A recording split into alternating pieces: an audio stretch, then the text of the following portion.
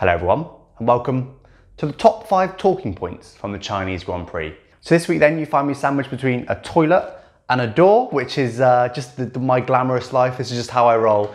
And I think we're going to roll with the alliteration again. And this video is also going to be nice and short and snappy, so let's get straight into it. First up then, we have Mercedes might. Well, the Mercedes were mighty this race, weren't they? Really incredible speed, somehow quicker than Ferrari, even though Ferrari were quite a bit quicker in Bahrain. But then Mercedes were quite a bit quicker on Australia, so weird season this is turning out to be. I think it's all down to straight line speed. Apparently Ferrari have got less downforce, but also quite a bit less drag. So at the tracks like I guess Monza, they'll be really, really quick. But at places like China, when it's quite important to have some downforce, they're not so quick. So I find that really interesting, and that'll be really interesting as the races go on, because I think the form will go up and down. The next race out in Baku is mostly about straight line speed, I think. So potentially Ferrari could be on top again. It's all sort of stop-start. There's no real flow in corners. So could be a really interesting season. But so far we have had 3 1-2s in a row for Mercedes. And I have to say as well, that double stack pit stop. Well done, Mercedes. That was, I honestly have watched that genuinely, I think about 50 times. I just can't stop watching that video. I did tweet about it as well if you want to go and have a watch yourself. But really incredible. Just, you know, literally there was what, a 1 second gap between the two cars, both pit stops, slick as anything. Boom, job done. Fair play, Mercedes. Really good job. Next up then, Ferrari formation. That's about all the alliteration I could come up with that one. So yeah, Ferrari basically doing what we expect them to do, just moving Leclerc out of the way for Vettel, just prioritising Vettel, because supposedly he's faster, yet then when he went in front, wasn't any quicker, wasn't able to pull away. So hopefully, I'm hoping, this is me being hopeful here, that means they've learnt their lesson. They've gone, oh no, actually, when Vettel says that doesn't always mean that. Maybe he'll be all right. So we'll see what happens, I guess, in the coming races. But yeah, disappointing to see that so early in the season. Fingers crossed they stop prioritising him, because nobody wants to see that so early. Come on, guys, get it together. Hello, girl. Can you give me like 5 minutes and then I'll be done? Thank you.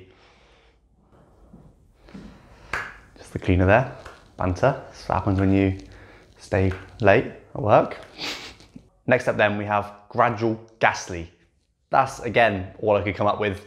Again, just slow, isn't he? He's just so far off Verstappen. It's just not what's expected, you know? He's been given a shot at F1 in Toro Rosso, then promoted to Red Bull, and he just can't keep up with Verstappen at all. He was so far behind, just completely in no man's land. And actually, I was watching his pace throughout the race. He was closer to the Renault's pace than he was Verstappen's pace, which just, come on, you're in the same car. Surely you can get that together. And then put on softer tyres towards the end to get a fastest lap. He beat the Ferrari by 1/10 of a second. 1/10 with brand new softer tyres and less fuel. Honestly, he has to get it together better than that. Come on, Gasly. Surely you're better than that. Come on, let's do it. You can do it. We need some competition against Verstappen. Let's do it. Now, on to Renault reliability then. Disappointing, isn't it? They've had some real issues at the start of the season. You could understand if they made a huge leap, like Honda have done actually, and that they were really competitive, but their engine seems, you know, so-so, not bad, but not incredible either. They're just unreliable. They just, you know, both Renault cars went out in the last race.